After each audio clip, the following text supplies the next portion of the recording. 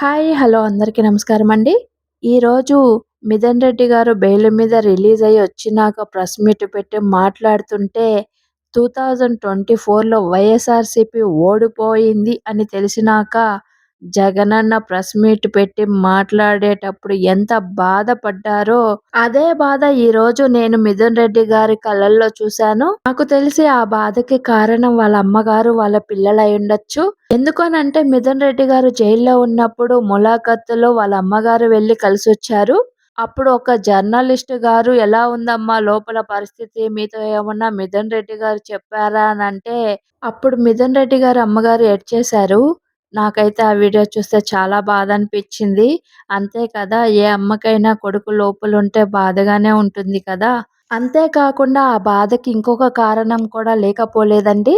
ఎందుకనంటే 'మిథున్ రెడ్డి' గారికి లిక్కర్ కేసుకి ఎటువంటి సంబంధం లేకపోయినా, అలాగే కూటమి దగ్గర ఎటువంటి ఆధారాలు కూడా తనని అరెస్ట్ చేయటానికి లేకపోయినా కూడా సరే, కావాలనే వాంటెడ్‌గా చంద్రబాబు నాయుడు గారు, రామచంద్రారెడ్డి గారి మీద ఉన్న కోపంతో, కక్షతో ఇలా ఇరికించి తన ఫ్యామిలీకి తనని దూరం చేశారని కూడా బాధ కలిగుండొచ్చు.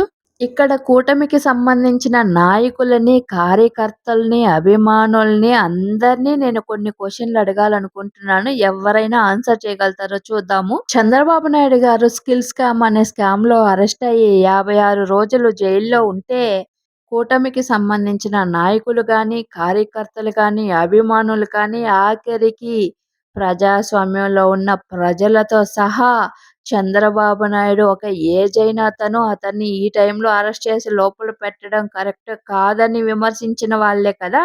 ఆ రోజు చంద్రబాబు నాయుడు స్కిల్ స్కామ్‌లో తప్పులు జరిగాయి. 300,00,00,000 దుర్వినియోగ పాలయింది అనేసనని చెప్పి అరెస్ట్ చేయడం జరిగింది విత్ ప్రూఫ్‌తో.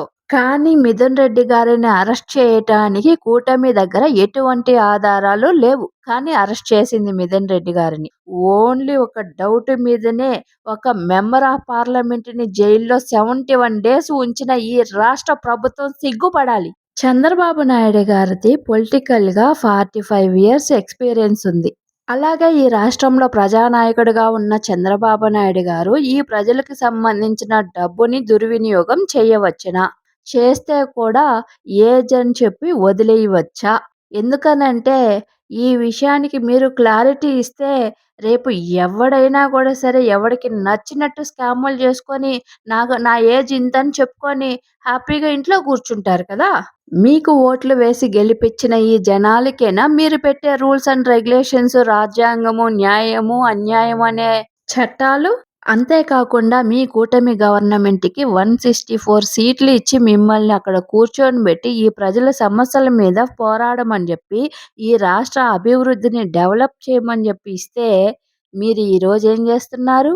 కక్షలు, కార్పణ్యాలు చేసుకుంటూ, జనాల్ని హింసిస్తూ, ఆఖరికి ఆడపిల్లల్ని గూడా పట్టించుకోకుండా వాళ్ళ మీద అఘాయిత్యాలు, అత్యాచారాలు చేస్తున్నా కూడా సరే పట్టించుకొని శిక్ష వేయకుండా వాళ్ళని జైల్లో పెట్టకుండా, మీ కార్యకర్తల పిల్లలనో, లేదు మీకు సంబంధించిన నాయకులకు సంబంధించిన పిల్లలనో వదిలేస్తా, వాళ్ళని విచ్చలవిడిగా రాష్ట్రం మీద అచ్చుబోసిన ఆంబోతుల్లాగా వదిలేస్తున్నారు.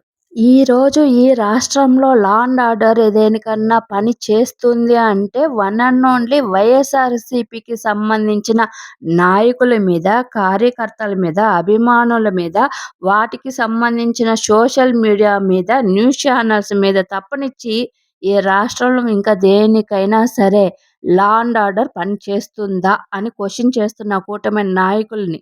ఈరోజు ఈ కూటమి గవర్నమెంటులో ఇన్ని అరాచకాలు జరుగుతున్నా ఏ కార్యకర్త కానీ, ఏ అభిమాని కానీ, ఏ నాయకుడు గానీ మనం చేస్తున్నది తప్పు అని మాట్లాడట్లేదు. విత్ కూటమికి సంబంధించిన మెయిన్ స్ట్రీమ్ మీడియా కానీ, అలాగే సోషల్ మీడియా కానీ వాళ్ళని క్వెషన్ చెయ్యట్లేదు. రేపు వైఎస్ఆర్‌సీపీ 2029లో వచ్చాక ఈరోజు వీళ్ళు చేస్తున్న స్కాములు, పనుల మీద రేపు చట్టపరమైన చర్యలు తీసుకుంటే, ఆ రోజు గగ్గోలు బుట్టి ఏడ్చినా గూడా సరే, ఎవరు అయ్యో పాపం అనేటోళ్ళు ఉండరు. ఈరోజు మీ కూటమి గవర్నమెంట్ అంత అన్యాయమైన, అంత అధ్వాన్నమైన పాలన చేస్తుందన్న విషయము మీరు ఒక్కసారి తిరిగి ఆలోచించుకొని మసులుకుంటే మీకు ఈ రాష్ట్రంలో రాజకీయ భవిష్యత్తు ఉంటాదనేది నా ఒపీనియన్. నేను అడిగిన క్వెషన్‌కి మీ దగ్గర ఏదన్నా ఆన్సర్ ఉంటే కామెంట్ చేయండి. Thank you all. నా వీడియో మీకు నచ్చినట్లయితే దయచేసి నా ఛానల్‌ని సబ్స్క్రైబ్ చేసుకొని ఒక్క లైక్ అయితే కొట్టండి. Thank you.